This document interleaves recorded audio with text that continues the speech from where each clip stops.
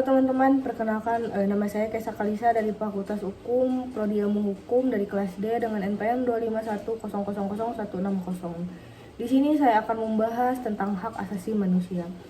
Sebelum itu, pernahkah kalian merasa tidak adil diperlakukan? Misalnya hakmu berpendapat bebas atau hidup layak diabaikan. Hari ini saya akan membahas tentang hak asasi manusia atau HAM.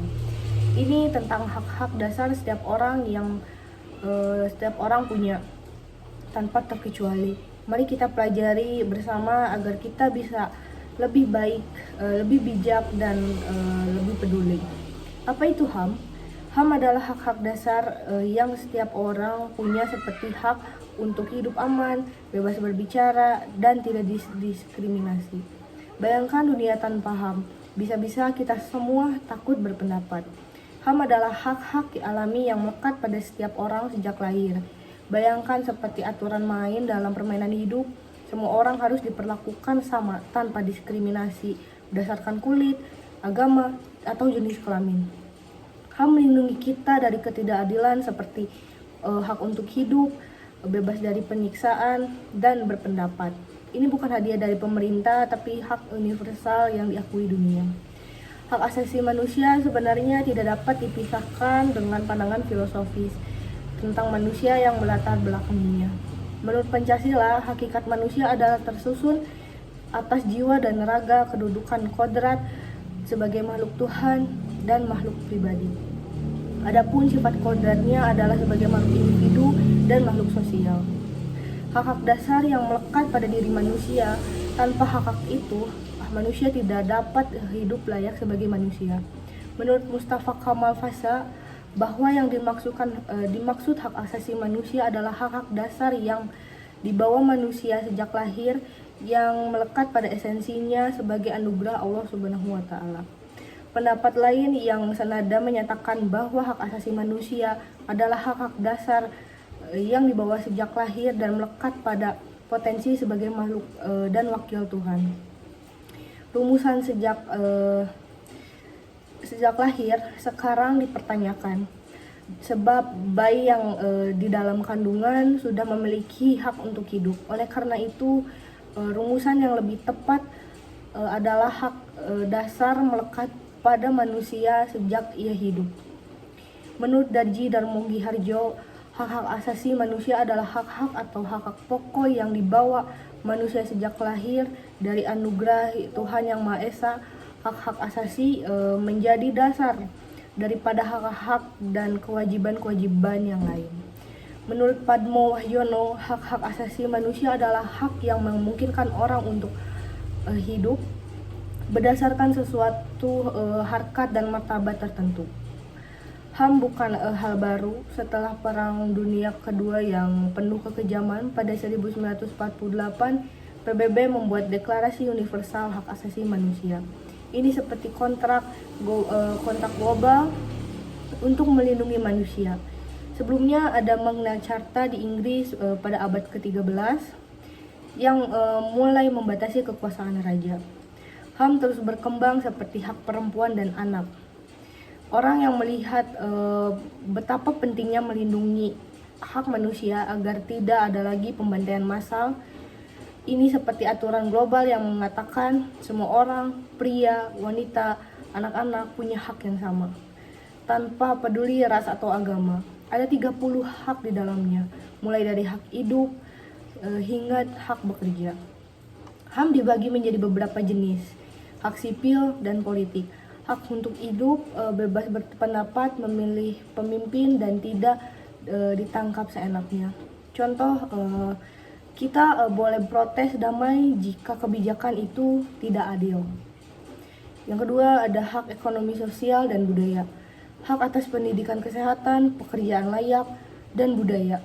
Contohnya, anak-anak harus sekolah gratis, dan orang tua bisa bekerja tanpa eksploitasi. Ini semua saling terkait seperti roda sepeda. Jika satu rusak, yang lain ikut terganggu. Di Indonesia kita punya undang-undang yang melindungi ini, tapi kadang masih dilanggar. Sayangnya HAM sering dilanggar, misalnya diskriminasi rasial seperti apartheid di Afrika Selatan dulu atau kekerasan terhadap perempuan. Di Indonesia kasus korupsi yang melanggar hak ekonomi rakyat, tantangan utama kemiskinan, konflik, dan pemerintahan yang tidak adil. Lalu bagaimana solusinya?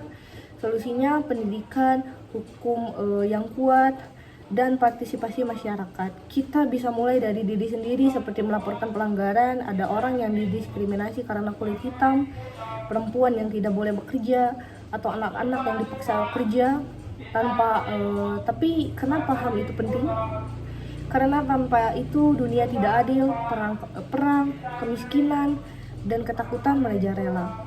Organisasi seperti Amnesty International melaporkan jutaan kasus setiap tahun. Kita bisa bantu dukung hak orang lain, jangan diam saat tidak ada keadilan. Istilah hak asasi manusia telah ditemukan di Timur Tengah sebelum Barat memperjuangkan hak asasi manusia dengan istilah al-hukukal insan. Di Barat, istilah hak asasi manusia dikenal dengan istilah right of man untuk menggantikan natural rights, karena istilah right of man tidak mencakup rights of woman. Maka Eleanor Roosevelt menggantikan dengan istilah human rights yang lebih universal dan netral. Istilah natural rights berasal dari konsep John Locke mengenai hak asasi alamiah manusia.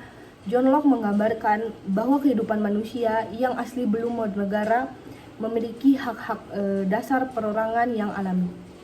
Hak alamiah itu meliputi hak untuk hidup, hak kemerdekaan, hak milik, dan hak milik. Setelah bernegara, hak-hak dasar itu tidak lenyap, tetapi justru harus dijamin dalam kehidupan bernegara. Di Prancis dikenal dengan istilah droit de l'homme yang terjadi pada masa revolusi besar Prancis pada 1789, di mana rakyat Prancis menuntut agar bebas dari kekangan kekuasaan mutlak seorang raja penguasa tunggal negara, yaitu Raja Louis. Dalam bahasa Belanda dikenal dengan istilah mensenrechten. Dalam bahasa Indonesia bisa diartikan dengan hak-hak kemanusiaan atau hak-hak asasi manusia. Secara garis, hak-hak asasi manusia dapat dikelompokkan menjadi dua macam, yaitu hak-hak asasi individu dan hak asasi kolektif atau masyarakat. Dari kedua kelompok hak asasi tersebut, bila dari objek dan kepentingan, dapat dibagi menjadi 7 tujuan macam sebagai berikut. Yang pertama ada hak-hak asasi pribadi atau personal rights, yaitu hak bagi setiap orang, yaitu untuk bebas menyampaikan pendapat, kebebasan memeluk agama, kebebasan bergerak, dan lain sebagainya selama tidak melanggar hak-hak orang lain. Yang kedua, hak asasi ekonomi atau property rights, yaitu hak untuk memperoleh sesuatu, membeli dan menjualnya, serta memanfaatkannya. Yang ketiga, hak asasi untuk mendapat perlakuan yang sama dalam hukum dan pemerintahan atau rights of legal equality.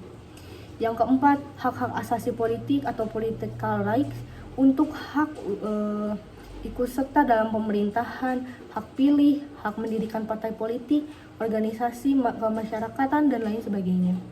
Yang kelima, ada hak asasi sosial dan kebudayaan atau social and cultural rights, yaitu hak bagi setiap orang untuk mengikuti kegiatan sosial, memilih pendidikan, dan memajukan serta mengembangkan kebudayaan. Yang keenam, hak asasi untuk mendapat perlakuan cara-cara peradilan. Yang ketujuh, hak-hak asasi untuk membangun suatu negara atau perlindungan atau procedural rights, yaitu hak bagi setiap negara untuk membangun negaranya tanpa campur negara lain.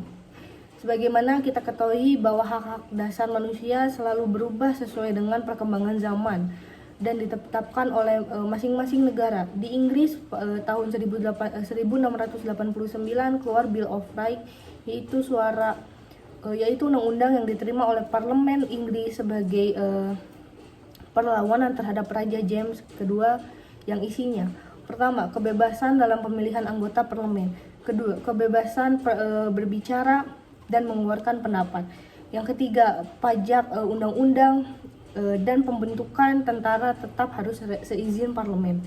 Yang keempat, hak warga negara untuk memeluk agama menurut kepercayaannya masing-masing. Dan kelima, parlemen berhak untuk mengubah keputusan raja. Kemudian tahun 1941 muncul Atlantic Charter pada saat Perang Dunia Kedua yang dipelopori oleh Franklin D. Roosevelt yang menyebutkan the four freedom, 4 kebebasan, yaitu yang pertama freedom of religion, yaitu kebebasan memeluk agama. Yang kedua, freedom of speech, kebebasan berbicara dan mengeluarkan pendapat. Yang ketiga, freedom of fear, kebebasan dari ketakutan. Yang keempat, freedom from want, yaitu kebebasan dari kemiskinan. Turun dalam Piagam PBB tentang Deklarasi Universal Hak Asasi Manusia yang meliputi hak berpikir dan mengeluarkan pendapat. Yang kedua, hak memiliki sesuatu. Yang ketiga, hak mendapatkan pendidikan dan pengajaran. Yang keempat, menganut aliran kepercayaan atau agama. Dan yang kelima, hak untuk hidup. HAM membuat dunia lebih baik dan adil. Ingat, hakmu adalah hak orang lain juga. Mari jaga HAM bersama. Jika kamu tertarik baca deklarasi HAM atau ikuti organisasi seperti Amnesty International, itu lebih baik untuk mengembangkan hak asasi manusia yang belum tercapai. Sekian dari saya. Wassalamualaikum warahmatullahi wabarakatuh.